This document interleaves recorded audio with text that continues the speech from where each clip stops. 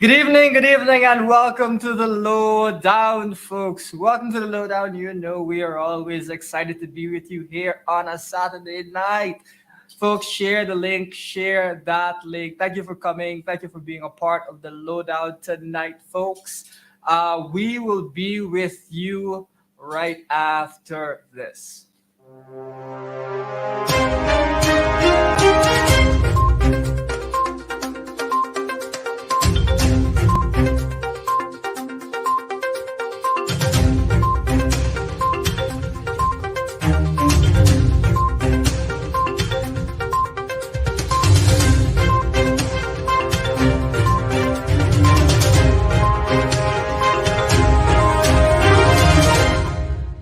And now, the Lowdown, with economist and political strategist Elson Low.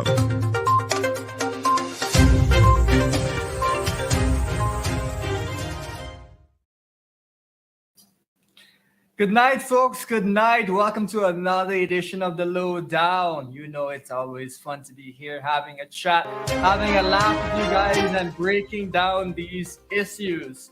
So tonight we're gonna cover quite a few different topics. We're gonna again just give you a quick update as to what's going on regarding the ongoing national oil spill debates. I'm gonna give you a quick update on that. We're also gonna give you just a little bit of a chat about education policy. We saw recently the unfortunate leak of some CSEC mathematics papers. So we're gonna give you a quick note on that. And then, folks, we're gonna talk tonight about chicken. And we're gonna talk about chicken in a couple of ways, several ways actually, because you know that there's been an ongoing debate around what's going on with Guyana and the government's ban on imported chicken, and the opposition's position regarding this ban, which we view as not an adequate standalone policy and a policy that has to be very limited. So, folks, we're going to give you an understanding of what's going on with chicken in this country. And what we will really do is help you to see. It will kind of give you an idea of really the way that many other industries should function, and the way that the government has always not really had a good idea of how to get industries to function. Folks don't know how to get industries to function. So we're going to give you a good understanding of that. So tonight we're going to talk a bit about chicken, and in the process of talking about chicken, we're going to talk about other industries such as local soy and local corn production that we're seeing the government embark on. And we're going to help you to understand where they're going wrong and what is the correct way to approach these types of issues. So, folks, we got an interesting show for you tonight. A show that very much impacts your pockets day to day. You know, chicken is something that the vast majority of Guyanese eat. I think really, unless you're a vegetarian or I guess pescatarian, you would eat chicken. So that's going to be something that we're going to talk about. It's also one of those foods that is eaten quite often by those who don't have as high of an income. So we're going to talk about the impact of that as well. So we're going to talk quite a bit about chicken tonight, folks. It's going to be an interesting show, a show that directly impacts your pockets. Folks, that's one thing we're gonna go explain quite a bit for you, help you to get some perspective on. But before we get there, you know, we've got to share that link, folks. Share that link. Let's give everyone a chance to see the show. Let's give everyone a chance to be a part of the show. So share that link. Folks, welcome to the Lowdown. Thank you for starting your Saturday night on a high with Elson Low. I'm your host, Elson Low. Thank you very much, folks. Folks, we've even got, you know, the vice president likes to call my name at his presses. But folks, we're gonna help you to understand why the government's reasoning on the chicken issue is totally wrong-headed. Oh, there's a wide variety of ways that what they're saying makes no sense on multiple levels, and we're gonna expose that and help you to understand really the way to think about these issues. Some of it is truly comical, folks. Truly comical. We're gonna get into all of that for you, folks. But you gotta share that link, folks. Let's give everyone a chance to see the show. We want everyone to be out here having fun on the Lowdown. You know we love being here with you on a Saturday night. Thank you so much, folks. It's going to be a great, great show as always. So share that link, folks. Share that link. Let's bring everyone in. We're gonna talk about education. We're gonna talk about oil spill is the issues around oil spills, and we're gonna talk about chicken. I'm not going to give you an imitation of a chicken. I don't think I could do that well, but we're gonna talk about chicken, folks. So share the link, share that link, and we're gonna get going here, folks. So let's start off with our first meme of the week. You know we love ourselves some memes of the week. All right, so I thought those watching this show might appreciate this. Someone posted me opening Facebook in the morning like it's the newspaper. I know that we all get a lot of news from Facebook articles that are posted there, so I thought this would be funny. But yeah, Facebook has become one of the main mediums where we share information in Guyana, main areas of discussion, and obviously we've got a show that's blasting on Facebook. But of course, we want everyone to be able to get into it, be able to watch the show. So share that link, share that link. So the person says, me opening Facebook in the morning like it's the newspaper. It's not the newspaper, folks, but it is a great source of information once you keep an eye on what sites you're looking at and making sure that you make sure that what you're looking at is actually, good sound sources of information, because you got to keep an eye out for that. But there you go. That's our first meme of the week. We've got one or two more that are gonna pop up. But as we dive into that, let's get the next slide up here, folks, as we continue tonight. So we've got only a few days left. I think this might actually be a day or two, out of date. But we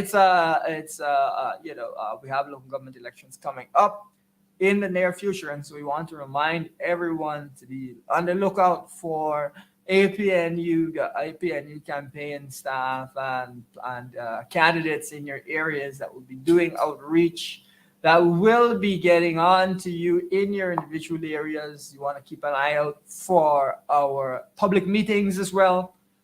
We're going to be having quite a lot of public meetings all across the country. So keep an eye out for those. Take a gander, pass by, see what's going on here. Hear from candidates. We're going to give you a good idea of what is going on in your country and what we need to do at a local government level to move the country forward.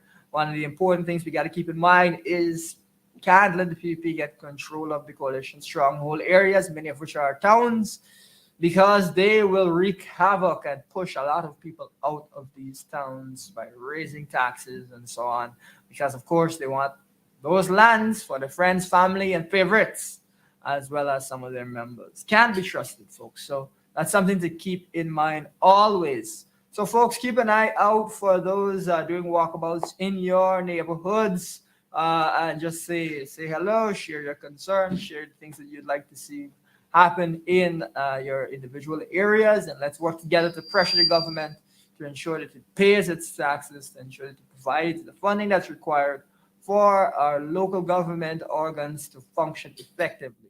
So we've got local government elections coming up. At least this is the existing date. We'll see if there are any changes. So keep an eye out for local government elections, folks. Folks, thank you for tuning into the Lowdown. We are here tonight. We're going to be talking about education. We'll be talking about chicken. We're going to be talking the government's ban on chicken, that is. And we're going to be talking about the oil spill issue that's been in the news for some time. So we're going to go over those three different areas tonight. As we continue on, let's get that next meme of the week up there. And here it goes. So someone posted, and this is a repost from a page, I believe. I better think twice, buddy. I don't even think once. Whoa, coming in hot here. Folks, this really describes the government right now on so many issues. The latest issue being the ban on imported chicken. I better think twice. I don't even think once. My. This ban on chicken, the government really has not thought about it into the level that they should. And a ban is one of many mechanisms that a government can use to deal with various problems that an industry might be facing. But a ban alone certainly will not cut it. And a ban really is just a temporary type of measure rather than the type of measure that we should really be resting our hats on and focusing on. But that's what the government is up to. Just a headache, folks, and we're gonna explain all of these things for you. We're gonna explain it all for you. So there you go. I better think twice, buddy. I don't even think once. This applies to so many of what things that the government does. You hear them talking about, oh, they know what they're Jack Dios talking about. Oh, we know what we're doing. If you knew what you were doing, the PvP, if the PvP knew what it was doing, it wouldn't be all of these blunders that have them on the back foot for months on end at this point. You may recall that a lot of this heated up around the question of the audit of the offshore expenses of in Guyana's oil operations, and it's continued from scandal to scandal basically since then. So, folks, that's we're gonna break these issues down for you and help you to understand. The government didn't even think once. As we go along, let's get that next meme of the week up as we go here, folks. Oh, here we go. So we just want to wish happy birthday to a long-standing comrade, Bossa Williams SC, who has given many years of service to the party. Wish him happy birthday. There you go, Miss Bossa Williams SC, former Attorney General. Just want to wish him all the best for his birthday. The folks, as we bounce across, we're gonna get rolling. So here's the key issue here: no poultry to be allowed into country. This is what the government is saying in a bid to protect local farmers against chicken smuggling, while at the same time safeguarding against contamination entering the country. Guyana Livestock Development Authority has notified that poultry and poultry products will not be allowed into the country. Whoa! A ban on poultry and poultry products. Goodness me, quite a blanket action. We've also heard the Minister of Agriculture say that the reason for the ban is to protect local farmers who, are suffering from cheaper chicken being imported. And of course, there is a concern that there's cheaper chicken that is coming in from different parts of the world, and that local producers cannot compete in terms of the price. But folks, we're gonna break this down for you in a couple of different ways, because the government is, first of all, is giving multiple explanations for this ban, which is, I think, right away a bit of a telltale sign that something might not be quite right here. Because if you wanted to ban and you have a specific reason, then you'd go right ahead and do it. Why do you need to give different explanations? And then when you ask different government, now the first argument that you had seen in that slide, the first argument is the government is banning imported chicken. It's banning imported chicken because, and here it comes, folks. It's banning imported chicken because it wants officers and custom staff better. You'd think that the government would be looking to do that, boosting patrols, deal with smuggling. Banning imported chicken will just ban the legally imported chicken, right? The chicken that is imported, that is in line with Guyana's laws, not the smuggled chicken. The smuggled chicken was already banned. Woof! Starting off coming in hot there, government. So that is one particular justification that is makes no sense. Like I said, government throwing all sorts of different things at this. Let's look at the next explanation. Next explanation is, there's a question of contaminated produce entering the country. Now there is a concern around bird flu and poultry in Guyana being affected by contaminated chicken. But one of the things that's important to understand about bird flu and these other types uh, ailments that birds are faced with is that it's not just chickens that are affected. It's a wide variety of birds. So unless you can keep all the birds that reside in in South America out of Guyana, it's going to be pretty hard for you to stop those types of things from happening. That's number one. Number two, and this is really the point that we want to make clear to people, the government is saying now, all right, ban all imported goods. Folks, let's just check the date here. It is May. It is mid-May. PAHO issued a warning about bird flu and about chicken populations in January of this year. January, February, March, April, May. If the government was serious about protecting local livestock from any kind of diseases and so on, they would have banned imported poultry in January. Why would you leave January, February, March, April, May? Why would you leave all of these months? It's like 3 or 4 months that they've left the Guyanese population of poultry exposed to they've left the Guyanese population exposed to potentially a disease that affects chicken. Why would they do that? That's ridiculous, and it shows the government, as we said in our press statement, is totally asleep at the wheel. Totally asleep at the wheel. I mean, goodness me, folks. Goodness me. So that's a start. We're coming at it from the perspective that even if there is a health issue, the government is responding way too late to this issue. Way too late to this issue. They should have responded all the way back in January. So, folks, we've got two things that not holding up.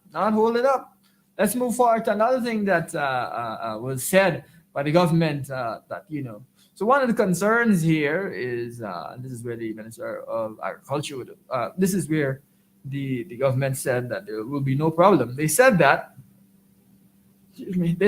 all right, there's a surplus of supply of chicken in the Guyana market. There's more than enough chicken. We don't need to bring in any chicken. There's more than enough chicken. That's what they're saying. You don't need to worry about that.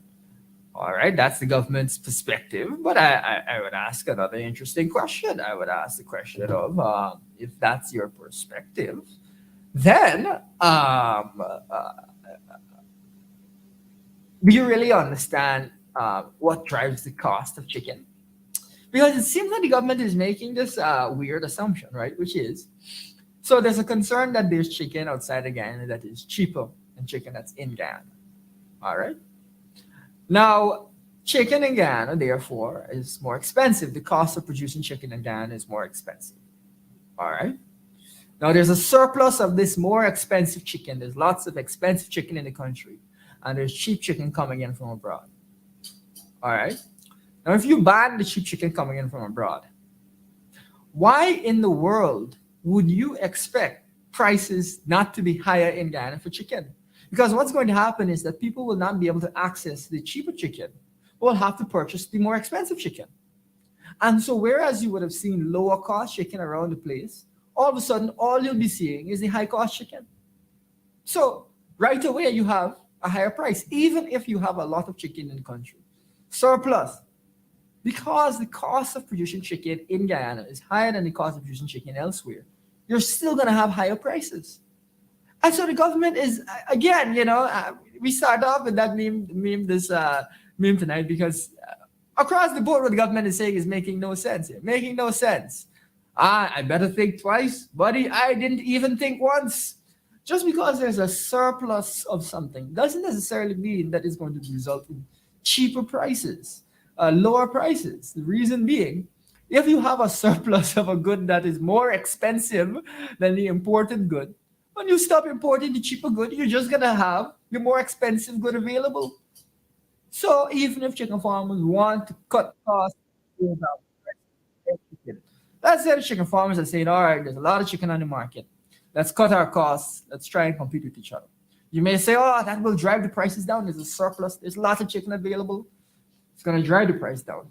But the chicken being produced here in Guyana is more expensive than the chicken in other countries. So even when they lower their prices, it's still more expensive than the other countries because their cost of producing chicken is expensive. That is essentially the problem. That is what's going on. And so the government saying that makes no sense at all. It is just a bit of a bluff by the government. It's just bluffery, bluffery, as they say. It's just a bluff by the government on this issue. It makes no sense. Now you've got to understand that we're chicken farming in Guyana. You have some local people will have some chickens and have different sheds and so on where they will farm it in reasonable scale and so on. Go chicken farming in a lot of these industrialized countries. You're looking at huge operations that are highly mechanized, that are very, very technologically advanced, that therefore can produce very cheap chicken, right? Huge operations, you're talking about massive, massive chicken farms. Whereas we in Guyana have much smaller scale chicken farming. So we have a problem where we're producing more expensively than the other countries. All right, that's a start. We have an issue where the expense of the chicken is one of the questions. But for the government to then come out and say, and this is where the Minister of Agriculture made a statement, that they're trying to protect local chicken farmers and not protect local chicken farmers from some sort of disease, but protect them in terms of the industry. Now, that sounds like the solution the government is using to try and protect these farmers who have higher costs is banning foreign chicken, which is cheaper. Is banning foreign chicken, which is cheaper. Folks, the first thing that is really concerning about this policy, there's several things. There's all right, let's say that you want to protect your local chicken farmers, you want to ensure, for the sake of food security, that you're able to produce chicken. All right, you can understand that you're trying to ensure, for the sake of food security, that you produce chicken. But a ban like that will start off by ensuring that there's only the higher price chicken that's available, on the market to consumers. And I don't know if the government is forgotten about this thing called the cost of living crisis, but you mean to tell me they're going to do something to raise the price of the most commonly consumed meat in this country during the most severe cost of living crisis in 40 years? This is the opposite of what the government is supposed to be doing. How could they think that this is what they should be doing? That's crazy. So the government now is looking to actually increase the price of chicken. What are they doing? They should be doing the opposite and trying to bring down the price of chicken, not increase the price of chicken. Goodness me. So from a cost of living perspective, this is a government that is totally heartless. Now, we've said many times on this show, the government has not been putting money towards the cost of living crisis.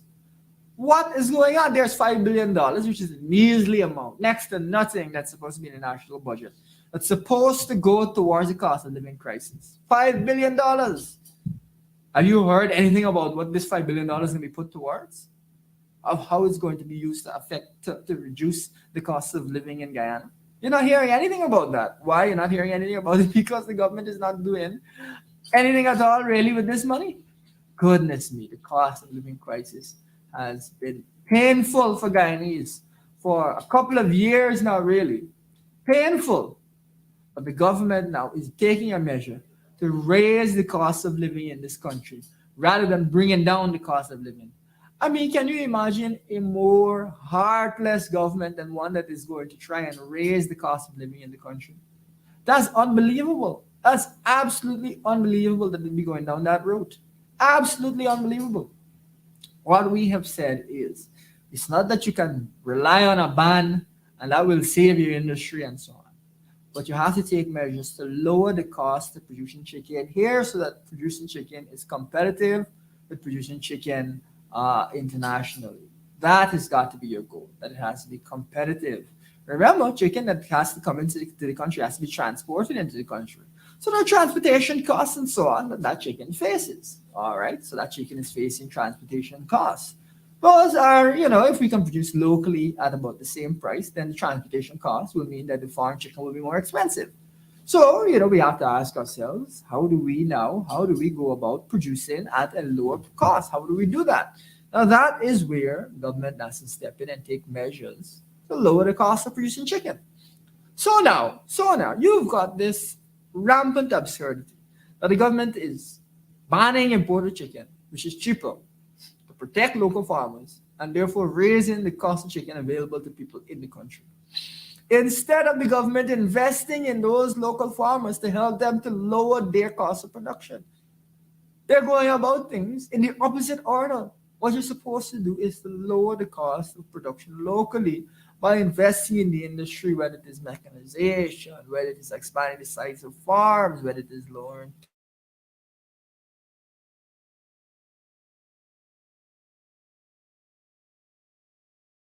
on imported for their chicken. Those are supposed to be the measures you're taking, not banning the chicken and then not putting in place the appropriate measures to lower the cost of producing chicken locally here. I mean, this is absurd, and it has been pointed out that since the government took a lot of these measures that they've already taken, like reducing taxes, zero rating them, the items related to chicken, and so on, you've still seen chicken prices locally go up and up and up. So they're not doing enough and they're not focusing enough on the things that are required to really bring the prices down. And so what we're gonna do, we're gonna have a video now. If our operator can pull up that video in a second there. It's going to give you a sense of how people look at these sorts of industries abroad, the large scale industries. But we're not just gonna talk about chicken here. We're gonna go take a step back, go further upstream here. And we're going to look at the feed because one of the things farmers are complaining about is that the cost to feed in Guyana, and of course, this is imported feed, which is made of corn and soya and so on, is high. So the government has said, all right, let's grow corn and soya here in Guyana. All right, no problem. But they're going to run into exactly the same issue because of the way that they're thinking about these industries. And so what we want to do is we want to show you just in a quick video how it is that some foreign countries will think about the growing of corn and soya. Excuse me, I nearly said corn, which then becomes the feedstock for chicken. And that low cost way of approaching this is really how it is that you're going to be one of the ways you're going to be able to bring down the price of chicken. And we'll talk about some of the other ways. So let's first of all look at this quick video, and then on the other side of it, we'll chat a bit more. This is Bancroft. It's a small Iowa town composed of a grocery store, a bank, a liquor store, hardware store, office supply store, flower shop, hair salon, medical clinic, bed and breakfast, funeral home, trailer manufacturer, whiskey distillery, gym, baseball field, city pool, 9-hole golf course, 2 gas stations, 2 restaurants, 2 feed suppliers, 2 car dealerships, 346 homes, 699 people, and that's about it. Bancroft more or less nestles into a single 1 by 1 mile square, and it's surrounded by 8 other 1 by 1 mile squares, fields full of corn and soybean. 6 squares down, there's another town, Burt. 6 to the west, it's Lone Rock, then 6 more, and there's Fenton. This consistent human distribution is reflective of these towns' common cause. They're farm towns. Their economy is the fields that envelop them, is the crops they grow, and so their spacing is dictated by the amount of people that these fields that separate them can reasonably provide for financially. 974 of these squares combined represent Kossuth County. Of those, a full 355 are dedicated to the cultivation of soybean, while even more, 475, are used to grow corn. Therefore, this county, as large as the country of Luxembourg, uses some 85% of its area for the singular purpose of growing these 2 crops. The reason why is because Kossuth County and its neighbors are powerhouses in the world of agriculture. Crucial food production resources, not only for Iowa, not only for the United States, not only even just for North America, but for the entire world. For a farmer living and working, say, here, a 4-mile drive outside of Bancroft on an average-sized farm, the process of feeding the globe, supporting the American economy, powering the local community, and providing for their own families starts anew every spring when they sit down at the kitchen table, flip to April in their calendar, and decide exactly when and exactly what they're going to plant. Now, of the 23,195,000 acres planted in Iowa in 2021, 23 million acres were filled with soybean or corn. It's a safe bet, in other words, that come April, this farmer will be planting one of these 2 major cash crops. Deciding what to plant, however, is not simply an either-or proposition. Considering that all this land has been planted with corn in years prior, and that events in other corn-producing regions of the world has this farmer feeling bullish on its immediate prospects, it's likely that they'll pass on soybean and go with corn. But that's only the start. Now, the farmer has hundreds of viable seed hybrids to choose from. Selective breeding over millennia and genetic modification in recent decades, after all, are what transformed corn from this to this. A crop packing enough energy to power combustion engines and America's meat industry alike. There also would have allowed per acre corn production to skyrocket over the past century, as breeding for increased yield, disease resistance, and drought tolerance have pushed bushel per acre yields to levels pre-war Americans could never have even imagined. For this average Iowa farmer, on this average Iowa farm though, it's not the past that matters, but the future. And to ensure they're making the most of the growing season, they need to nail their seed selection. 99% of corn grown in Iowa isn't the type you eat fresh off the cob. It's field corn, or the type that goes on to make ethanol in other parts of Iowa, or feed livestock in Wyoming, or sweeten drinks in Georgia. And still, the options are endless when it comes to field corn seeds. Some hold up better in dry years, others in wet years. Some produce stronger stalks, others produce larger ears. Some fare better when planted in untilled soils, others require only minimal fertilizer. Ultimately, though, informing which seed a farmer chooses largely comes down to one all-important metric: average yield, the number of bushels each acre can produce. So, to figure out what will make the farmer the most bushels and therefore the most money, they start here with the Iowa Crop Improvement Association's Corn Performance Test. Now, considering Bancroft's less than 30 miles or 50 kilometers from the test site in Corwith, that the towns sit in the same ICIA North District, and that they both occupy the same soil region made up of loamy Wisconsin glacial till, it stands to reason that what works in one spot will work in the other. Grabbing the farmer's eyes first, then, are likely these legacy and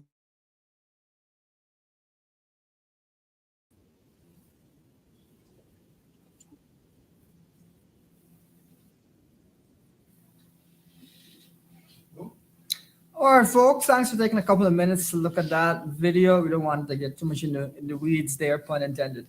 But essentially, there's a couple really critical things in there. One is, you may have observed this right at the beginning, not a whole lot of people, but a whole lot of production, right? Few people living in that area, but huge amounts of farmland. In fact, the video indicated 85% of the land in that area was under cultivation.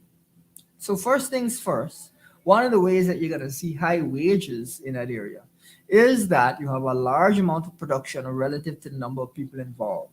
This means that it's highly mechanized, it's very organized, and they're looking to get the maximum amounts of profit out of their production.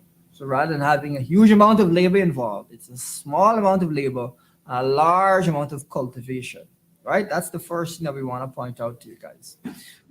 But another thing that we want to point out to you guys is that even as we look at the share of that land, as we look at the share of that land that is under cultivation, there are a couple of key things. There's a key thing that they talk about quite a bit there. Now, I mean, we don't want we want to acknowledge that many corn and soybean, various items are often subsidized by the U.S. government and so on. So that's one element and something you should keep in mind.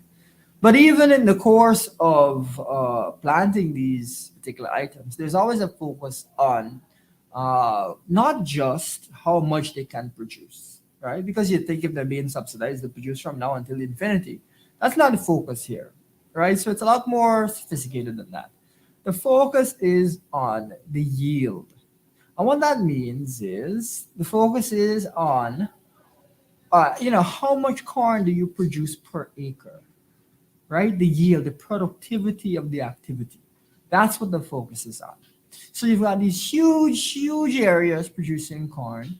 You've got a high level of productivity. So each acre is producing a lot of corn, a lot of soybeans. And then you've got a small number of people, so you've got high wages. So what really is going on is that the cost of the corn, the cost of the soybeans is very low. Large amounts of production, very productive, so you can bring your costs down. All right? Now, that approach, that kind of industrialized approach to agriculture, is something that the PPP just seems not to be able to really get, which is that, we need to have scale, we need to monitor and evaluate, and we need to always be looking at increasing our productivity. One of the things that is always entertaining when you listen to people talk about agriculture, or talk about any industry in Ghana, is they always say, we want to produce this many tons of this. We want to produce this much of it. We want to produce it, starting this year, by next year, producing this much. But do you ever hear them say, we are looking to produce at this rate of efficiency. We're looking to produce at this rate of productivity. We're looking to produce at this yield. The targets should not be more for the sake of more, but the target should be better. So that each year you have a target. All right, well, we're looking to increase our yield. We're trying new varieties to increase our yield. We're trying new mechanisms, new planting mechanisms, new machinery, new, different strategies to increase our yield. We're giving these strategies across the industry to increase the yield, to lower the prices. And so while the government is, all right, they're going to plant some soy and corn in order to have local production of feed, it's not at all clear that there's going to be lower prices for the feed. It's just that you're going to have local feed. And so in exactly the same way the government is now saying they're going to ban the cheaper chicken from coming in, there's a possibility that they're going to say they're going to ban the cheaper feed that exists outside of Guyana, so that we are forced to use local soy and corn feed, which might be more expensive, which will again set up the price of chicken. It is this kind of total misunderstanding of how you should be looking at these issues that is so troubling. It is not just about Guyana having a large areas where we can plant agriculture. It is about us looking at the way that we plant, the way that we engage in agriculture, the approaches that we take to agriculture, and ensuring that those approaches are leading us to an efficient, diversified, competitive economy. And we cannot say, we might have been able to say before, we don't have capital, we can't industrialize, we can't mechanize, we can't invest in better processes, we can't do research, there's no money. Because there's, the government budget from 2018 to now has nearly tripled. So there's money available. It's just that the government doesn't have the correct focus. Even in that video you saw that they talked about research that was done on the seeds and so on. Now we'd like to see NARI invested in and given, a research mandate so that they can look at improving our costs. What we need to do is to ensure that we invest in these industries, invest in corn and soy properly, invest in chicken production properly, such that we can bring down costs and even eventually export. That is really got to be the goal. Producing more is not the same as producing more. Producing more is not even necessarily a good thing. And what we're seeing right now with chicken is because government has a wrong-headed approach and is not supporting the farmers. The farmers producing more chicken is not actually necessarily a good thing. The government is not giving the farmers the tools to produce chicken so that they can be profitable and competitive. It's not just about producing chicken for the sake of producing chicken. That is what is going on. And that's why we're saying that the government's ban cannot be the end-all solution here. If it's going to be a temporary measure, that's a temporary measure. But the government's focus needs to be 100% on how do we lower these costs. Do we need to lend money to these larger producers? We've talked about a national productivity bank that will lend money at low interest rates to medium to large scale companies, to help them to mechanize, to help them to introduce new agricultural processes, to help them to scale up. Maybe they want to vertically integrate, which means that they will own a farm as well as own chicken rearing facilities, as well as own maybe the processing of chicken facilities, so that they can lower costs by connecting all of these things, cutting out the middlemen, so to speak.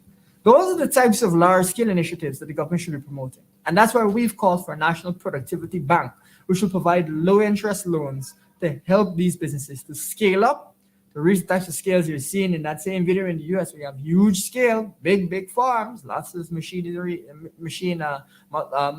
involved. That is what we need to see in this country. We are thinking small. We're not approaching the problem right. And now the government is coming out here with a ban, which indicates that their policy of trying to promote chicken in this country has a failed policy and has not approached the issues properly. And so the farmers are here complaining about the cost of feed. And the government's mechanism, which is, oh, let's grow feed locally. It's not even clear that that will actually reduce the cost of feed. So it's not clear that it will actually solve the problem that the government is trying to solve. I mean, folks, this is the kind of foolishness. Now we've got. Let's go to the next slide, and just so we can kind of paint this picture for you guys. Let's go to the next slide. There, there we go. That's the one. So this shows the yield, the amount of corn you can grow with an acre of land, and how that has gone up and up and up over the decades. That is the type of graph that we need to be looking at. We need to be looking at our yield. This is the type of approach we need to take. This is the type of conversations we need to have. The government's conversation is, oh, we produce a lot of this. Oh, we produce a lot of that. There's no point in producing a lot of it if you produce it at an expensive cost and you're forcing consumers to buy it at an expensive cost. You as a government have to be focused on lowering your costs, and your industrial policy has got to be focused on where you can go about doing these things. Now, you may hear them say, oh, the cost of electricity is high in this country. Yes, the cost of electricity is high, but farming soybeans and corn and chicken, I don't know that those are electricity intensive activities that require endless electricity. Yes, you may have some lights, you may need to operate and some machinery here and there, but that's not, that shouldn't be an excuse. It's not one of the most intensive industries. If you're looking at industries that require high heat and you're using electricity to produce heat and so on, yeah, I can understand. If you're looking at there are various industries where electricity is a big factor, huge factor. But regular agriculture, is not necessarily going to be electricity focused, So that is not an excuse. What the government needs to do is to refocus and rethink. And that is the way that you should conduct your industrial policy. And when you apply this principle across many other areas, you can then come to a situation where Ghana can produce competitive goods across a wide range of areas that can actually be exported to the Caribbean, as an example, exported to the islands, and so on, as an example, that can actually produce gains, can lower the prices for domestic consumers, ensure that the average Guyanese is not worse off because of higher prices, but is in a good position. And in fact, that ensure that those on the lower end of the income scale who consume chicken more than any other meat are able to benefit from lower prices. That's the way to run the economy, not this wrong-headed approach to how to do it. I don't like to use the word backward, but this is literally a backward way of looking at of approaching it, and the government has gone. But it literally is backward.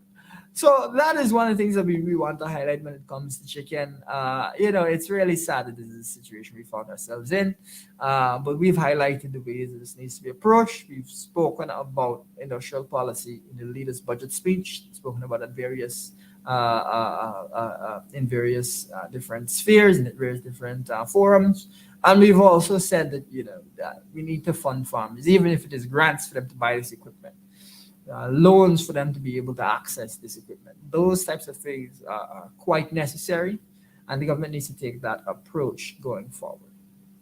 All right, folks. So that's chicken. I think there's a song in the States called the Chicken Man's Comment, something like that. I hope I have. We've covered chicken at length. And we can only hope that the chicken prices will not increase, but it's pretty unlikely that chicken prices will be lower, given that the cheaper chicken is now going to leave the market. The imported cheaper chicken is going to leave the market. It's basically impossible for chicken prices to come down from here. But let's see. Maybe something will come up that will change the dynamic. But unfortunately, what the government has done is left Guyanese with more expensive chicken without supporting our farmers to ensure that they can lower their prices. All right, folks. So that's what's going on with chicken. But we don't want to neglect some of the other important issues that have been coming here. Let's jump across to our next slide as we look at these issues. And here we've got CSEC saying that there's been a leak of a math paper. Really sad to hear this. I know a lot of students would have spent a lot of time studying and they feel their time is wasted. I believe the government has issued some updates. I don't know the extent to which those are fully out yet. So, but you'll see them in the press. But essentially, this is something that has alarmed so many students. But the reason that I bring it up is not so much because of the exam itself, but because the paper it was actually posted and the paper was posted online, so everyone, anyone who wants to see it can see it. I don't know if you stumbled across it, viewers on Facebook, but it's there. And I had a look at it. Some of my friends and I we had a look at it. Paper, it's to our mind, is not a difficult paper. It's pretty standard, right? But we were noticing quite a lot of comments where people were saying that it was, they wouldn't be able to do this paper. It's so difficult. They wouldn't be able to pass it and so on. And of course, our first thought is, that it's really unfortunate that the education system has failed so many Guyanese such that it's difficult for them to do well in mathematics. But this is something that we talk about quite a lot, which is that when we look at the pass rates for math in Guyana, which is such a critical area, that we've actually seen it fall by as much as 10%, by as much as 11% under the PVP, because we had seen around about a 10-11% gain under the coalition. We see much higher pass rates in math. But now that the PVP is back in office, the pass rates have gone straight back down to where they were before, in the low 30s, low to mid 30s, 30% of students, which is really sad because, of course, a huge number of students would have already dropped out. And what this is equated to is that 80% of Guyanese students don't have math and English when they leave high school, which is really a travesty. If we are the country with more barrels of oil per person than every country except for one, our aim must be that we have a very, very high, I believe it's as much as 90% in developed countries, pass rate when it comes to math, math and English and these sorts of areas. And so that is going to require a lot of effort in our school system. It's going to require a lot of investment in our school system. And it's going to require us to actually use this money well. Now, folks, when you look at the education budget under the coalition and you look at the education budget under the PVP, you're looking at a budget that is nearly twice as big. Nearly twice as big. And you know what really annoys me, folks? You know what really annoys me? You hold your head. You get really exasperated at this. Folks, how is it that the government is spending nearly twice as much on education, but the pass rate in math is much worse than it was when we were spending less? This is the kind of foolishness that really, I think, annoys people about the PVP. How is it that you're spending nearly twice as much and your pass rate is 10, 12%, 11% worse? I mean, what is the point of spending so much more money? It's best to spend the same amount of money and get the same pass rate. It's actually worse. More money being spent, far more money. I think it's as much as $30 billion more that's being spent on education. And the pass rate is worse in math. People are saying, oh, these people, I don't think I could pass these people. I mean, this is ridiculous. It is such a waste of taxpayers' money when the PVP is not able to, either through incompetence or through stealing these monies, is not able to use the money effectively to help Guyanese. What is going on? And so you've seen from 2018 to now a budget that is three times as large. But as a Guyanese, do you feel like you're three times better off? Goodness me. We recently, at the last press conference, we had MP Coretta McDonald there speaking about teacher salaries and so on. Now, and we also spoke about public servants. We have said that public servant salaries need to easily, they across the board, 50% needs to, be provided to all public servants. But we're going to go much beyond that, because I can tell you this: if from 2018 to now, the budget has tripled. I want to ask this question of you tonight, viewers. Have public servant salaries tripled? So you're spending three times as much, but you're not spending on public servants? And some people will say, what's the point of paying public servants and so on? Folks, we just talked about the pass rates at math. If you pay teachers better, if you give teachers training, if you help teachers to really be able to perform at their best. Give them all the resources they could possibly require. Then you'll see improvements in these pass rates. If you spend money in education to deal with many of the issues that cause students to drop out, cause students to be not be able to attend classes, cause students to not be able to focus, then you'll be able to see your pass rates go up. You want to be able to produce a high quality education system. We've talked on the show about the education systems in places like Norway and how effective those education systems are, where they spend a lot of money. Teachers are very, very qualified and are very, very well compensated. A lot of teachers have masters, doctorates even, but they're very qualified. Why is it? Why is it that the government doesn't understand that investment in education is vital?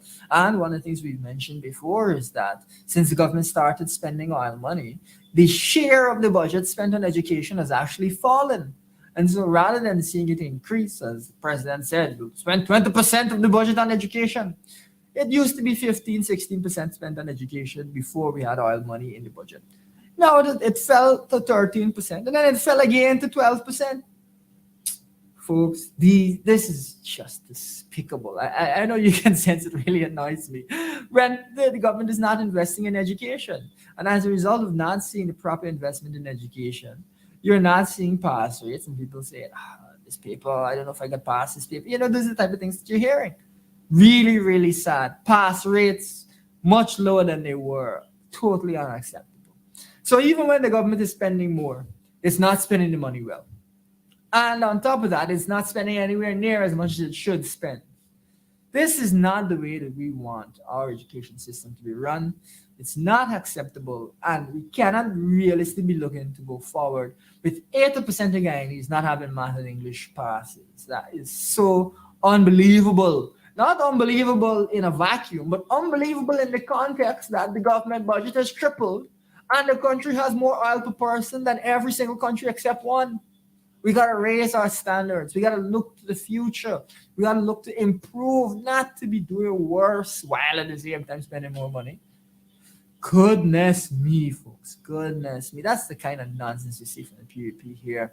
Really annoying. And yeah, it really is just a failure. They failed so many young people in Guyana. They failed so many young people.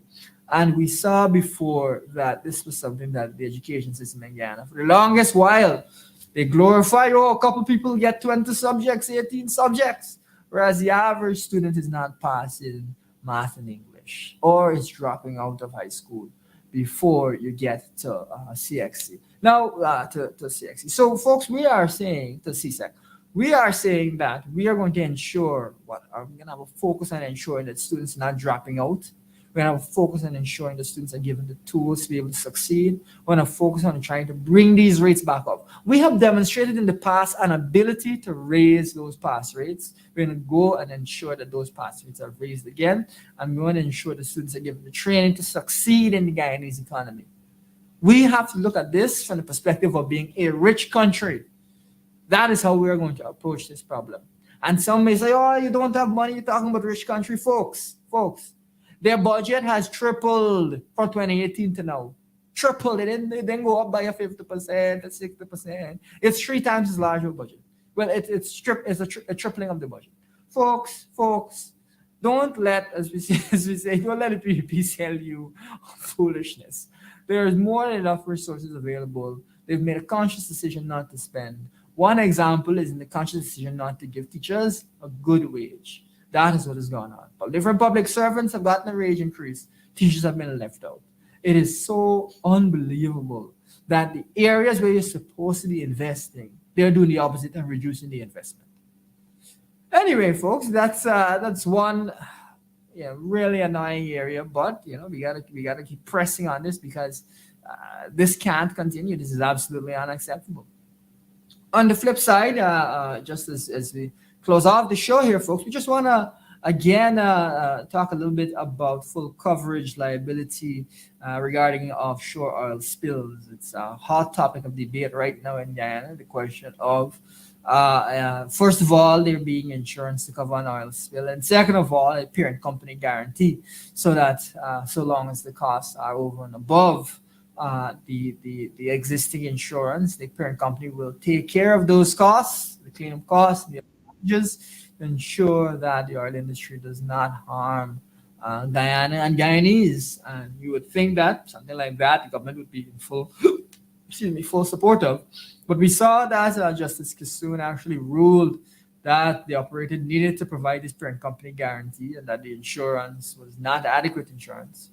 And here seeing the government appealing the ruling, a ruling in favor of the people of Guyana. The government is appealing the ruling. Can you believe that? Using taxpayer dollars to appeal the ruling. And pretty much the day after, I think it was even the night or early the following day, the government announced they're going to appeal this ruling. They didn't even wait for the EPA to say something, wait for the operator. You would think the company might appeal the ruling, not the government. But they ran straight ahead, oh, we're going to appeal this ruling.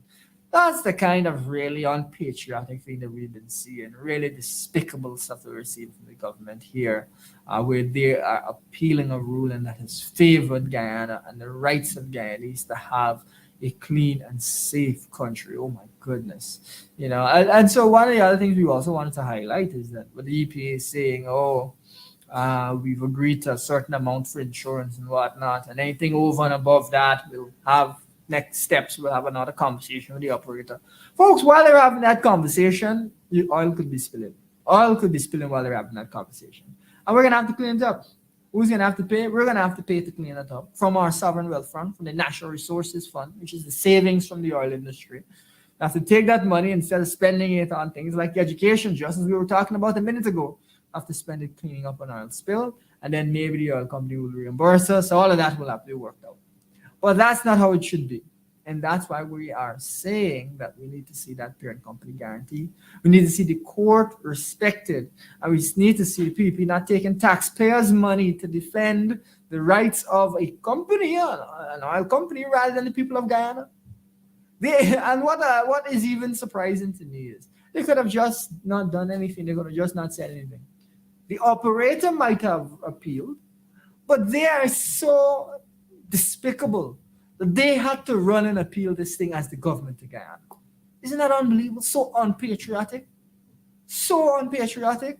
This just shows that they don't have the Guyanese interest at heart.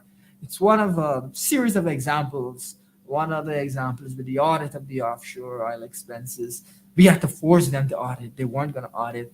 Now we're seeing these hundreds of millions that could be at stake of US, which is what we said. They let the deadline pass for the audit, all sorts of foolish things.